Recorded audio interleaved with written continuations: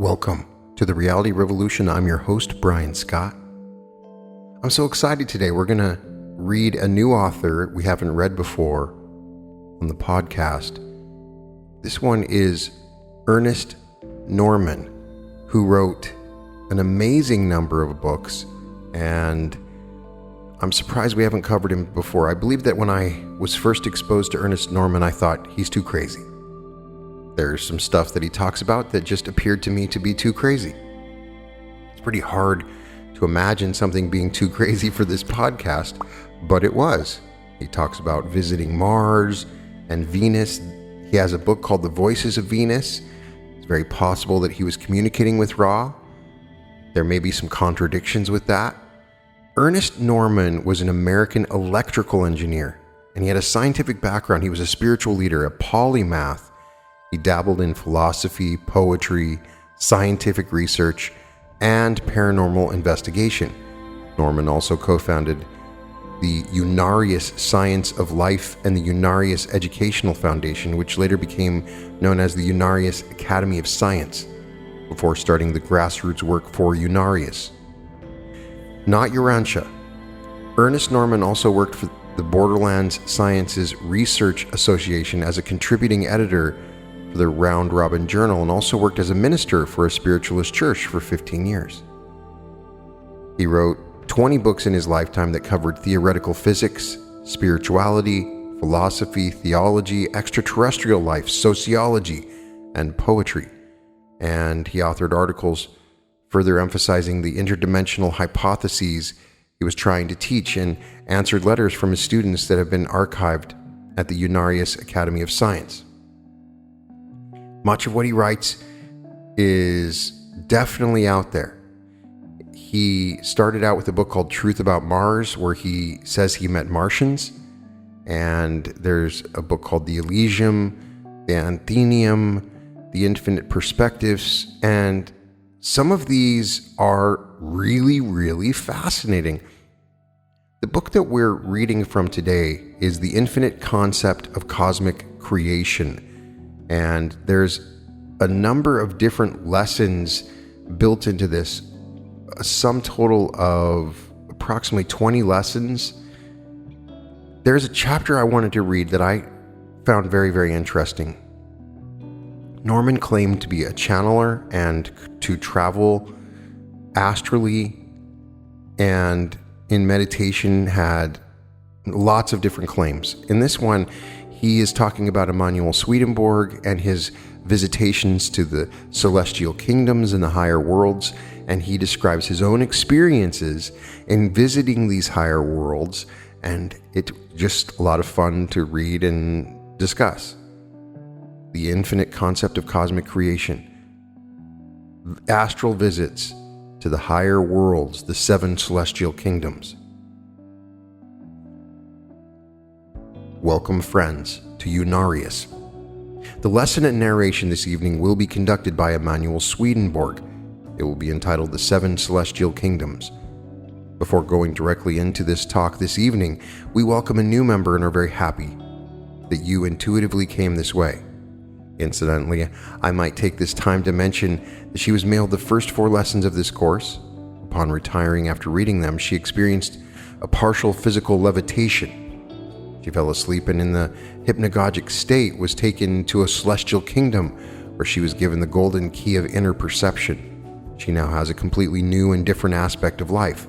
She's able to see everything as it is intended for us to see, and you shall see it in your future evolutions. Is this correct, student? The answer is yes, that is right. These worlds are radiating, pulsating energy sources, which she sees, and they are being manifest in an entirely different and new way. Her life has changed. She has been stepped up in evolution many hundreds or even thousands of years. These are not her exact words, but covers what she wrote to us in a letter which she sent as a testimonial. It is results like these that make our efforts worthwhile. Last week, our message was of an astrophysical nature. It was pointed out that just as in atomic structures and in various other manifestations of infinite wisdom, we as human beings have the same pattern of relationship, the same frequency interpretation, the same meaning of life which stems into everything. In a rough diagram, the 7 celestial kingdoms, formerly known as Shambhala, but now called unarius, were also shown. Some of the functions and the necessary frequency interpretations were relayed to you then. However, because of the importance to you in assimilating a very factual and realistic concept of these things in your mind, we're going to take you there this evening in something of a word picture.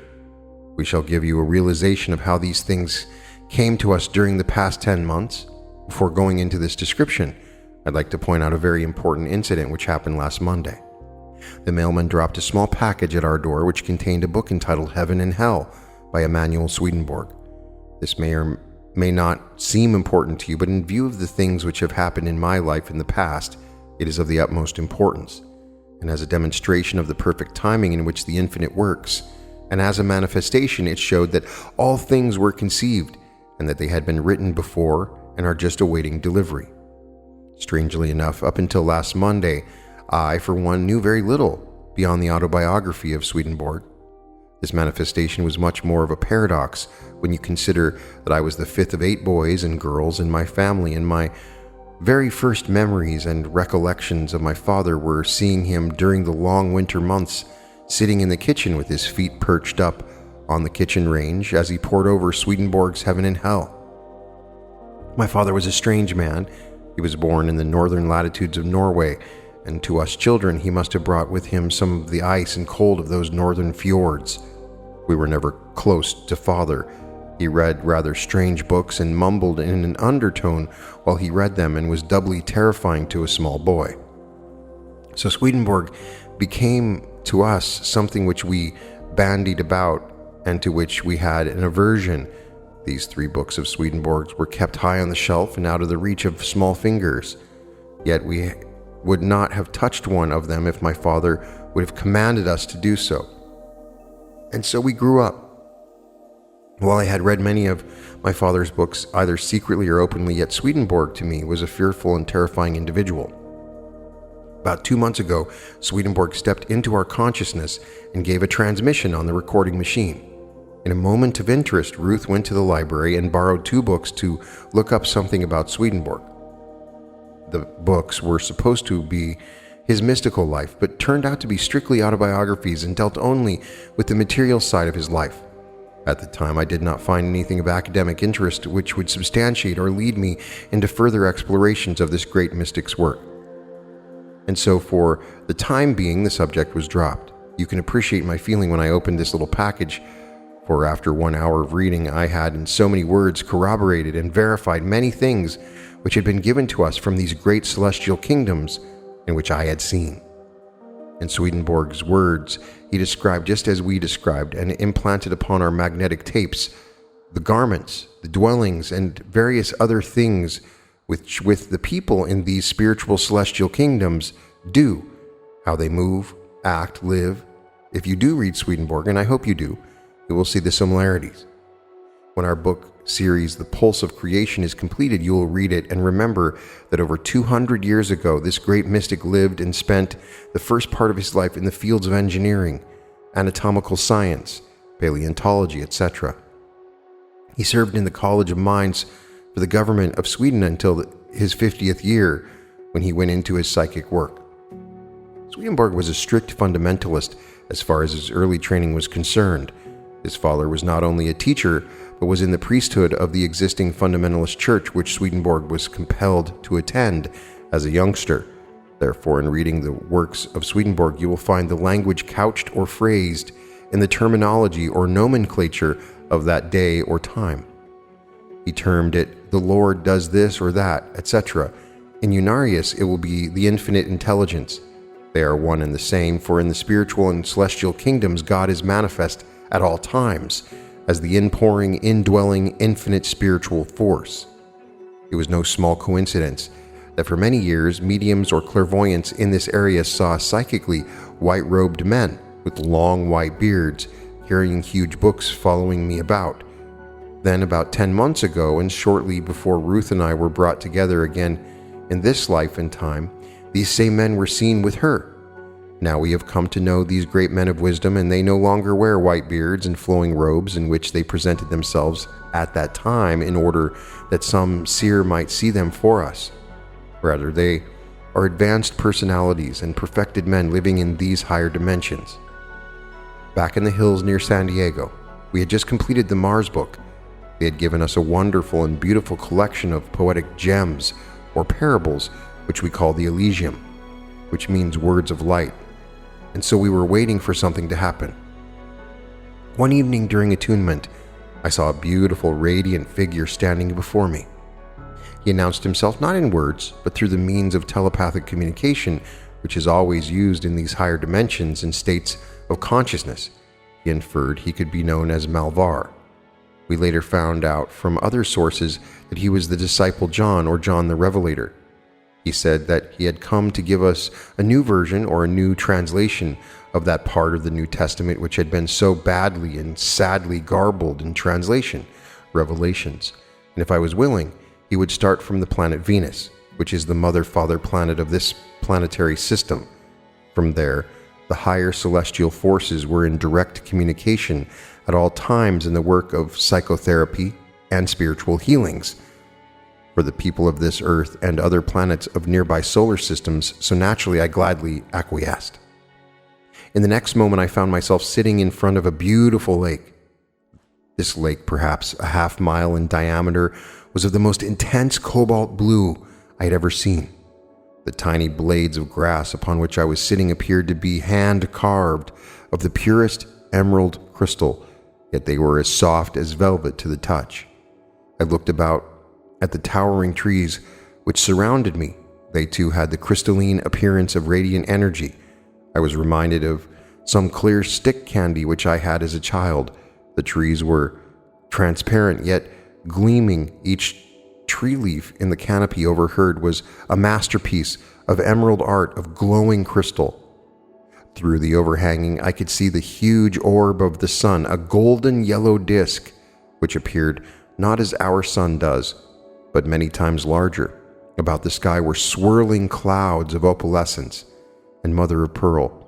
I looked at all this wonder and beauty and saw the butterflies which were flitting about like huge brilliant gems and many times larger than those on the earth. The flowers and the wildlife scurrying about us in the thickets were exotic and beyond description. My guide was smiling as I was trying to take in all of my surroundings, and as we were sitting there talking, he was explaining all of these things through my vocal cords. Ruth was taking it down on paper. After a few moments, getting accustomed to the surroundings, we then walked out to the edge of the clearing. We went out on the plain, and I saw before me a huge mountain range of the purest sparkling crystal. It was flat, and on the top of this flat surface was a huge, wonderful city. It was an array of gleaming parapets, spires, minarets, and domes, all glistening in that wonderful golden sun. Soon I found myself going rapidly up the pathway which led to the top of this beautiful city. I was told that this city was Azure, and that it was the place where those who were in spiritual work with earth people were at present, and had for many thousands of years been so working. When we arrived into the city, I was immediately taken to the top of a high parapet, or a minaret, which overlooked the city. It was circular in shape. There were 4 main streets which crossed like an X. In the center of this X was a wonderful, beautiful temple. It looked something like the Taj Mahal, but it was so much larger and so much more beautiful and far more vast than it would have made even that gorgeous structure look like a whitewashed pueblo. All the buildings which I saw about me, domes and towers, minarets, which towered into the sky in all shapes and sizes and manner in a fantastic array of confusion, so it seemed to me, were composed entirely of that radiant energy crystalline structure. I was told that this substance was the radiance of the infinite, which had been brought down with the mind forces and crystallized into a useful, tangible substance, which was projected as idea and form in these structures. I was then led in and out of these various buildings and temples. I saw clinics in which were the suicides of the earth people. The murderers and the murdered were there while their psychic bodies were nursed back to health. I saw obsessions removed. I saw people being born from flames, huge, living flames which were built from mind energies. These beautiful excursions for this entire book entailed a total of 30 trips to the planet Venus before it was completed. I was led into this great central temple, in the center of which was a huge block of pure crystal. The temple could hold something like 50,000 people, all of whom were arrayed in their shining, luminous garments which appeared to be woven of spun, gold, and silver. I could see through the garments of these people by now and saw their bodies as palpitating radiations of light. They looked like glowing balls of luminosity in the form of a human shape. These people were indeed wonderful and beautiful to behold. I saw the great lenses which were set in the temple ceiling in the huge dome, which projected the energies down into this great crystal cubicle in the center. To cap the climax, a most fascinating and sacred event then followed. Soon there welled up throughout the distance all about us and filled everywhere the sing-song chant of the energies and the mind forces of those gathered there. And thus they built up the living white flame of energy. 2 people came up the aisle and walked slowly up the 3 steps into the flame and disappeared. I was told that these 2 persons were Jesus and his polarity. Later on, after a few days of relaxation following the completion of that book, I found myself sitting upon another planet. I was on top of a mountain of the purest crystal energy. So it seemed to me. Sitting beside me was a most illumined person who identified himself as Nikola Tesla. We were sitting, so I learned, on the planet Eros.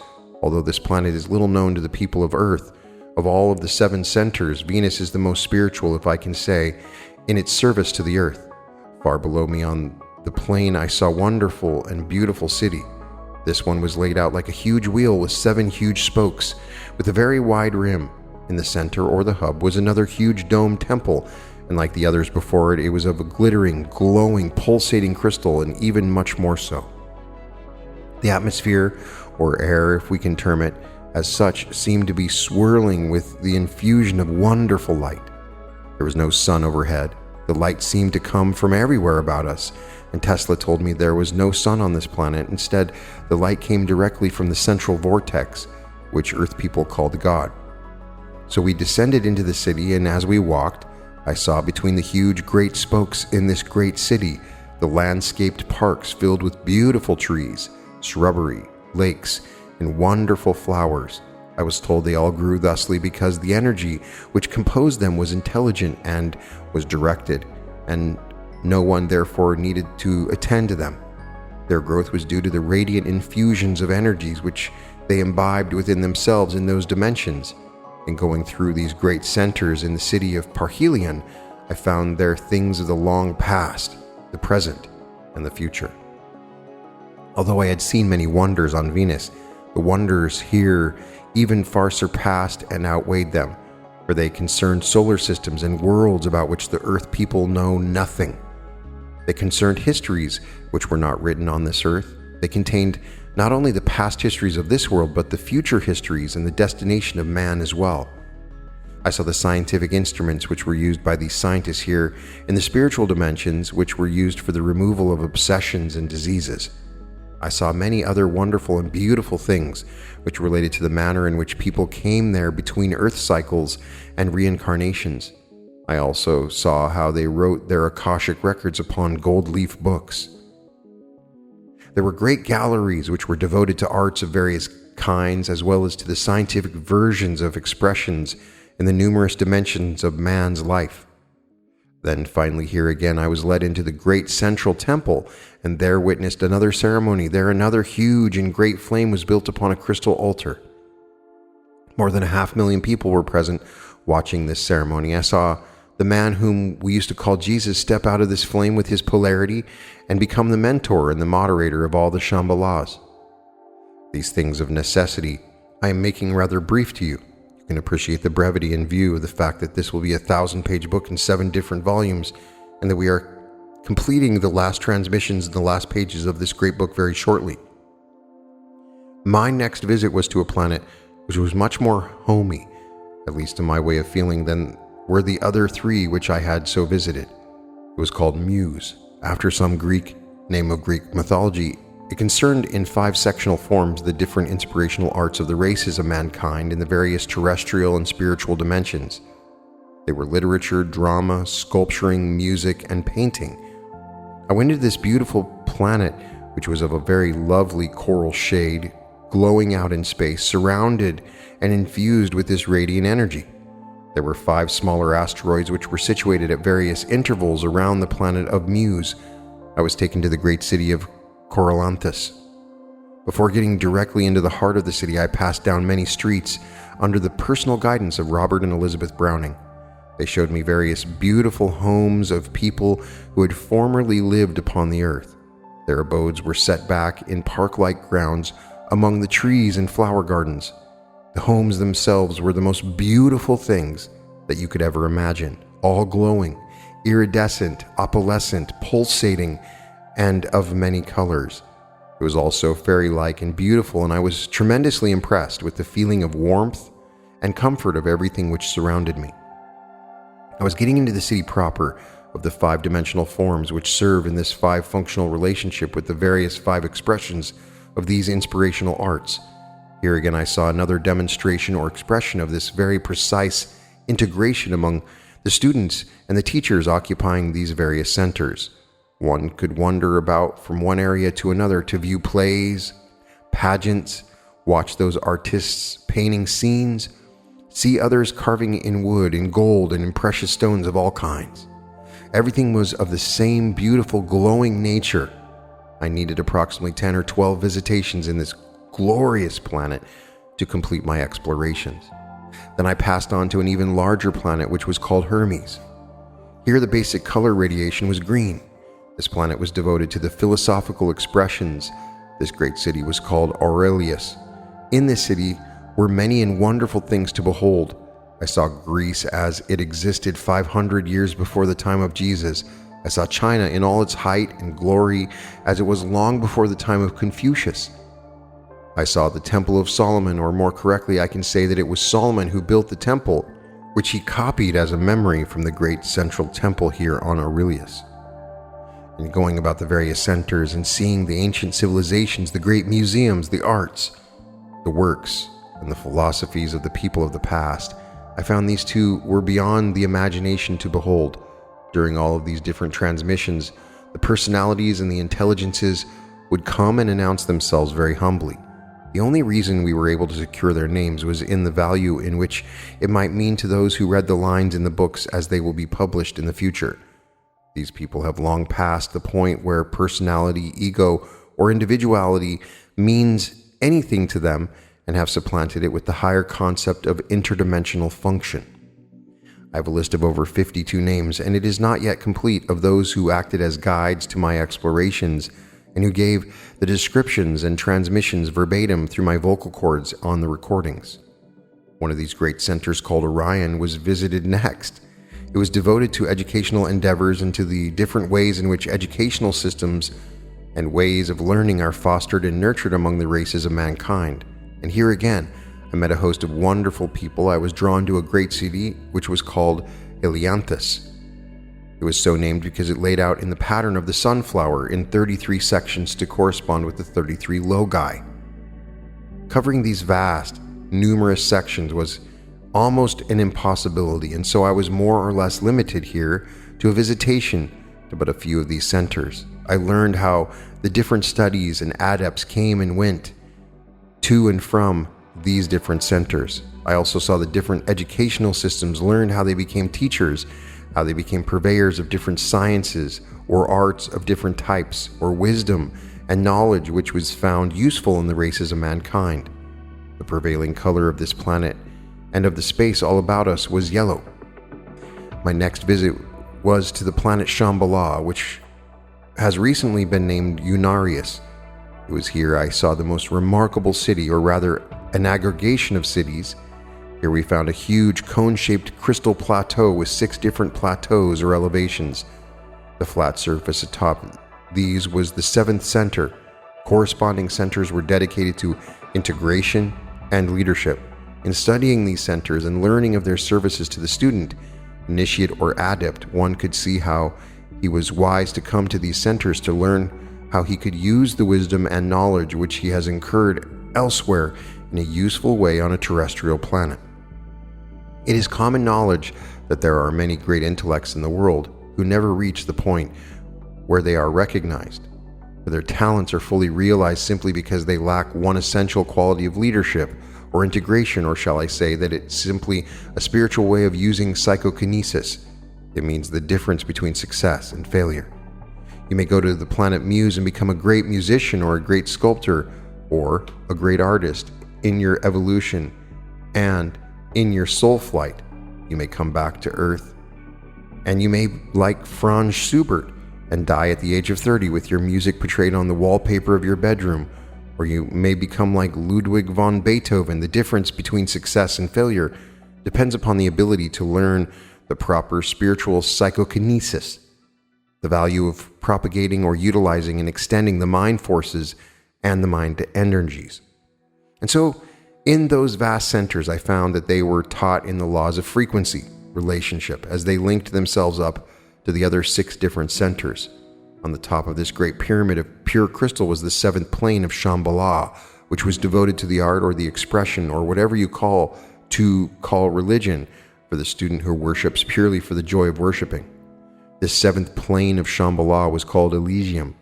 Here I found the priests of the temples, the various people of many races and many creeds and many cults, all expressing their own choice of temples and in their own way, not only in the way they loved to worship and in the way in which they had learned to visualize and see the great infinite force of God, but they were also teaching these ways to others who were coming up this ladder of evolution. So in all these great centers, and with all of this coming and going in these vast celestial dimensions, mind is used to take the radiant force of energy to weave it to form the clothing and the garments just as it was described by Swedenborg. It is completely overwhelming to see buildings of all kinds and shapes and sizes, of all usefulness and all purposes, constructed in this manner. Each tangible form was formerly an idea in form and perfection residing in the minds of people who had climbed to the point in their evolution in which they are all able to visualize and to bring into continuity and a conclusion their understanding of the infinite. And so you can appreciate with me when I picked up that little book last Monday morning and read there too of another man who 200 years before had seen and visited these same things. Perhaps he had not gone to these very same places and to the same extent, as there are many, many cities. Perhaps he did not come back with exactly the same description, but by and large, there is too much similarity to be called coincidence. He also described the sculptured gardens, the buildings, the way in which people lived in these spiritual dimensions just as I have seen them. I have not spent time, as did Swedenborg, in the, as I call them, astral worlds, but perhaps in the future I shall do so, but I know something about them. I've seen so many of these people that I could give a very good description of them. Here are a portion of the individuals who are residing in these centers and from whom I receive these mental transmissions. First, after Nikola Tesla, there was Leonardo da Vinci. Then I was confronted by Faraday and Kung Fu, William Shakespeare and Hilarion, who once was Krishna upon the earth.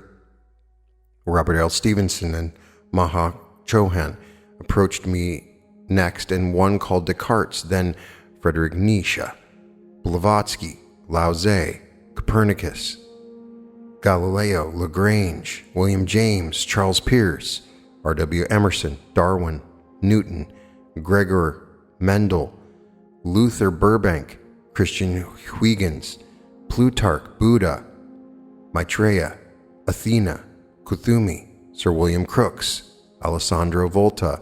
Then came my meeting with Minx Pasteur, Washington Irving, Pythagoras, Eliason, Plato, Ahsoka, Benjamin Franklin, Abraham Lincoln, Mozart, Omar Khayyam, Quetzalcoatl, Joel Kuhl, Lord Calvin, Carrie Jacobs Bond, Zoroaster, and Sister Teresa. Of these, and many others, we have captured even their personalities on the magnetic tapes which we treasure beyond words. There were many other spiritual teachers of the past whom we are not enumerating here because the names would mean nothing to the average individual. Thousands and thousands of people were there, some who had been great personages on this earth at one time or another. They are working in preparation for the time when the new age will come, not only to the earth, but to other planets as well, throughout the great galaxies of this universe that are going through cycles of evolution similar to that of the earth. These people were learning the new ways, new methods, and the new means of various interpretations, and in the interpretation of the sciences in the 5 centers which I had just visited. This great book shall be brought up to date and completed in the final chapter written on Easter Sunday. For this sacred ceremony in the centers in the temple has come the promise that my guide for this ceremony shall be Mohammed, the leader of the Shambhala, referred to in the voice of Venus as Shatok, who was once the man Jesus will give the closing chapter of this series of books. Now, friends, I know that these things seem rather fantastic, for they did even to me. And yet after a moment of thought, it would be fantastic if it were otherwise, for are not all of the great souls who have formerly lived not only upon this earth, but who have associations with mankind on countless other earths and other spiritual planets in a position, if they were so minded, in the general sense of humanity, to render their wisdom and intelligence through the means of spiritual inspiration? On the planet of Venus, in their schoolrooms where the children and adults were taken during their sleep state, they were taught things which were of great benefit to them throughout their lives, even though they never remember those things the next day in their daily lives. Yet everyone was made richer. The lives of people around them were also made richer for their having been there. Their lives were saved many times from illnesses, accidents, and disease. This same process, more or less, is repeated throughout the 7 different centers of this great universal unarius. It has been very evident during these numerous transmissions in some of the daytime hours, when the affinity and the closeness of all these things was temporarily gone, that I too would wonder whether I had seen these things and whether they could factually be true, being a scientist by nature. But Spirit always gave me the answer and the affirmations in numerous ways. They brought many demonstrations and proofs to convince me that they were true. Ruth was staunch. She needed no proof. She was able to accept them literally. But I was always plodding and prying. I had to know, and so when I read Swedenborg Monday, I knew. Now, I'm sure there are many things I've merely skipped over, but they can be read in detail when the books are printed. The first volume, The Voice of Venus, is now available to everyone. So it was apparent to both Ruth and myself, and to others who are coming into our contact, that this is a great and monumental effort for a conglomeration of hundreds of thousands of great minds, of very advanced human beings are concerned with the lower orders of evolution of mankind. They are concerned not only because it is the natural sequence in serving mankind, it is to serve the infinite best. There must always be in the great infinite mind and understanding that continual movement of continual progress, that continual evolution which all things go through, not only in the atomical substances as has been shown to you here, but it follows through into the planets and into and through the solar systems themselves. It follows through even into the celestial mansions, as we have seen Jesus ascend into other dimension after 2,000 years as the leader of Venus, which was of a higher dimension. We also saw him return into the higher spiritual planet of Unarius as the new mentor of all. And so we know that evolution continues there too, and evolution progresses ever onward and upward. They tell us that there is no end unto this evolution. These great ones come to us most humbly, for they can see just as we can see, and they claim no greatness, that they are just as we, that no man is greater because he has advanced farther along the path of light. He only becomes a far greater servant to the infinite and humanity, and nearly any one of them would know how to turn water into wine or feed a multitude of 5,000 with a few loaves and fishes. Many of these great masters and lords have walked upon this earth in different disguises and in different ways. We have known them by such names as Buddha, whether he was the Gautama Buddha or one of the several other Buddhas. Then there is the Krishna, Zoroaster, Jesus, Mohammed, and a great number of others, adepts and masters who have come down to walk our earth and to bring spiritual guidance and teachings to the material planes. So this, friends, should give you an idea of the mind and the force and the spiritual integration of the great conglomeration of the great and infinite wisdom which is behind the evolution and of which the earth itself is only one very small part. Even the universe itself is passing through an age, and someday too every one of you, friends, will learn, if you haven't already done so at the present time, how people live in these wonderful, beautiful dimensions, which are sometimes referred to as heaven. And as you go out into these astral and spiritual worlds, as Swedenborg called them, you will see people there living without the sense of time, as we have it here. There, people clothe themselves with the infinite radiant energies. As Swedenborg puts it, the Lord gives them their clothing. And so what is the difference? Their houses are beautiful beyond description. They do not need to eat food, nor do they pamper their bodies as we do. Instead, they bathe in radiant energy fountains of pure crystal. They breathe through their minds the pure food of infinite wisdom. All these things I have seen and many more. Thank you, dear ones. We shall now take this time to answer any of your questions on this discussion or the ones we have given previously. Question: could we not use various colored lights and help mentally disturbed persons through vibrations of color? Answer: you can do anything if a person will believe in it. Question: without believing, I mean? No, you cannot heal anyone with anything unless they first believe. First, there must be the threshold of perception. Somewhere up in the spiritual dimensions, you may go out on some astral plane during the night when you have some physical ailment that needs curing and you have had no success with the medical men. So you go out into some astral plane and they tell you it can be done. They show it to you spiritually. So then in your superconscious way, subconsciously through the processes of your mind, you link yourself up to such a relationship here on the earth plane, or you believe that someone can cure you. Go to that doctor or person and will be healed. Even though he may only give you some salt tablets, that is really what faith healing is. We have to start first inside before it can start anywhere else. Question: in other words, if I believe in this paper, it could heal me? You could tear it up and put it on your cereal for breakfast, and if you believed it, it would heal you. If you believed in it strongly enough, yes, and that is what it actually means for you. Cannot do anything unless you first have faith. You have to believe in anything before you can know that it can happen. Question: conversely then, could it be that which is holding many people back from progressing because they have habit fixations of thought that hold them from believing? That is true, and a little later on we will go into exorcism and obsessions, and you will hear how these thought form bodies hold people down and how they attach themselves to the psychic. We'll tell you how they have incurred what the psychiatrists call psychosomatic processes and psychic shocks, which were incurred in the psychic bodies. They build up thought patterns around these persons, and they become very obsessive. You know you can actually construct an ogre for yourself that will dominate your whole life, and will do so for hundreds of years unless you learn how to tear that thing down and reconstruct it from positive energies. You know, all the devils in hell were not born. Many were created out of thoughts of people. If we can believe in the subastral dimensions or hells. Question: are there such places? You know, I personally do not like to think about such things. It's probable that there are, but the more I can keep away from such a concept, the better I like it. However, we do know there are organizations of left-hand path workers and entities. It is rather an abstract equation.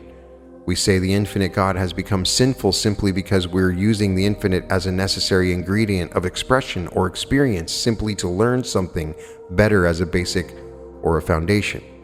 If we go out here and do some overt act which is sinful and we realize our sin and error, and we make a resolution not to do that anymore, that is repentance.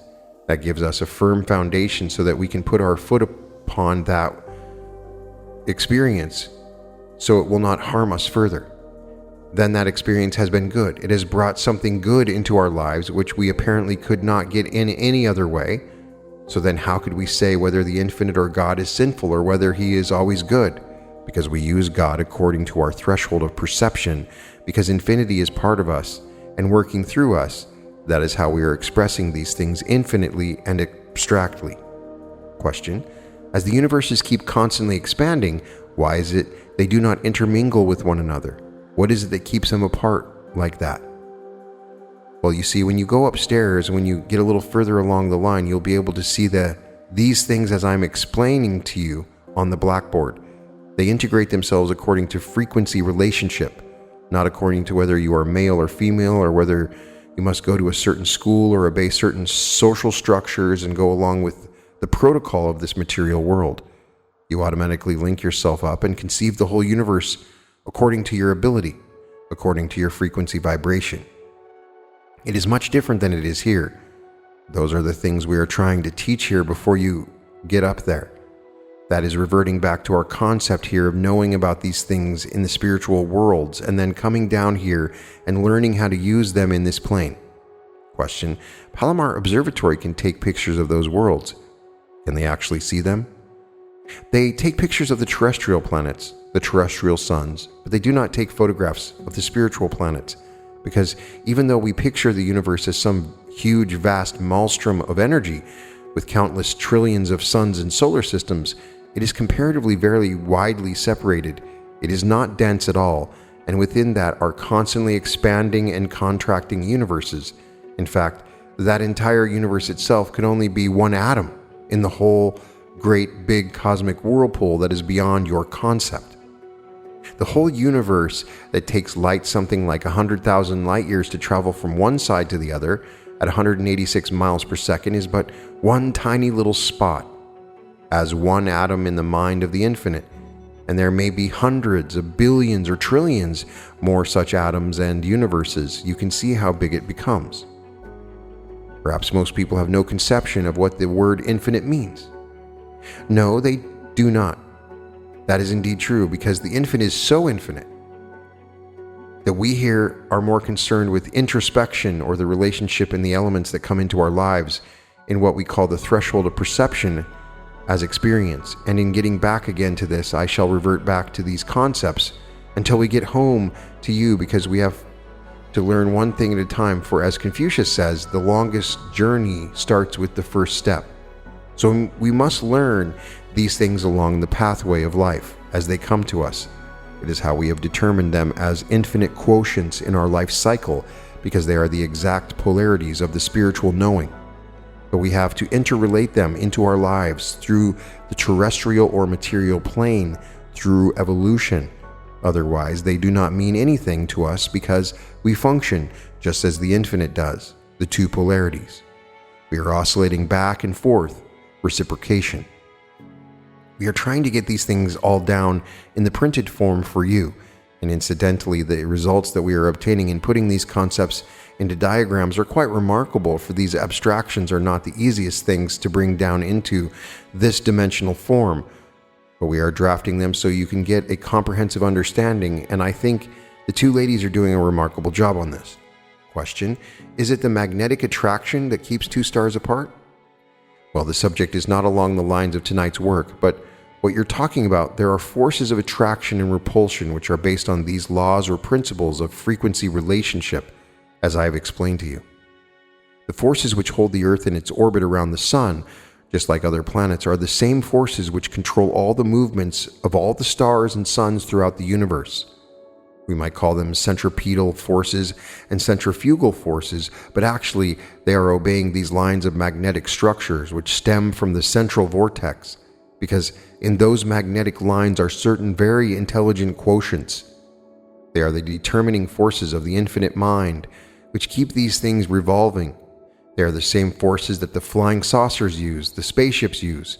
Out of this little envelope of air we have around this world, and right on down through this world for that matter, are tremendous forces, forces about which the scientists today know nothing. They have no concept of them. They are the same forces which hold the atoms in the Earth, and which hold the Earth in its orbit, which hold the Sun in its particular orbit, as the suns proceed at the rate of 3,000 miles per minute, outwardly toward the periphery or the rim of the vortex of the universe, leading its little cluster of planets like a mother hen leading her chicks. Question: then if man would be so foolish as to upset the equilibrium of this planet Earth, won't that affect it from then on, and other planets as well? Well, it might affect seriously, all dependent upon the severity of upset. If we could create some kind of great cosmic vibrator and project it and change the Earth back into its trajectory, we'd be very foolish to do that. But as far as affecting the other planets, there would be some effect. That's quite possible. It's like pulling a nail out of your foot or pulling a tooth. I doubt whether there would be feasible simply from this standpoint. When man becomes intelligent enough to do such things as to move the Earth, he'd be intelligent enough not to do it. If we give the scientists these principles today, it would be like giving sharp knives to babies, because sooner or later someone would get those secrets who was not of the mental caliber of Oppenheimer. Question: on the same basis, would not the higher minds prevent atomic wars and keep us from destroying everything here? That in itself requires analysis, and in such concept is that which we call our own birthright, if you care to put it that way. It is based on our own threshold of perception. In other words, if we come into these worlds for the benefit of our experience, in which we do, it is our birthright to go through them. When anyone comes along the pathway sufficiently far that he is trying to be directive, he points the way and teaches truth, but he does not become a dominating or controlling intelligence with those whom he is trying to teach. Man can always use this choice, for it is the experience and the lessons gained from these experiences whereby he really learns to become a more intelligent person. The higher spiritual forces never dominate the other minds against their will. Now, may the infinite blessings be with you. And this concludes this chapter on Astral Visitations to the Higher Kingdoms by Ernest Norman. I thought this would be a very interesting introduction to Ernest Norman. This is the 8th lesson of this book. We could go to a general summation, and he talks about a lot of things. Some stuff just completely out of left field, but perhaps it's true. I'm impressed by his scientific background, and much of his writing does seem authentic. His discussion of Emanuel Swedenborg was fascinating. The idea that the places that Swedenborg visited were resonant with the same places that Norman visited. I may go back and read The Voices of Venus as an entire episode. That book is fascinating, and it is a channeling from those of Venus, though they never mention the word Ra. It's interesting that there is no mention of the word Ra, and who knows what that means. Remember also that Swedenborg visited Venus and displays a completely different idea of Venus, so who knows what is actually going on. But I found the descriptions of the worlds that Norman goes to be very reminiscent of Anthony Borgia's description in Life in the World Unseen. The schools of art, the many different people that he met. It's very interesting. He mentions Browning at the beginning of this, and in the previous episode I read today, I read some Neville Goddard, and he's talking about Browning. Just an interesting coincidence on my part. He talks about a lot of other things: reincarnation, sleep teaching, cosmic cycle of creation, the psychic anatomy of man, and he has a lot of books. And I'm just a beginning student that's sort of sampling some of this and trying to share it with you to get your concepts of it. And if you want me to read further, I can. I find him fascinating, and there's certainly some very interesting stuff that we can pull from it. You can find all episodes of The Reality Revolution at therealityrevolution.com. And welcome to The Reality Revolution.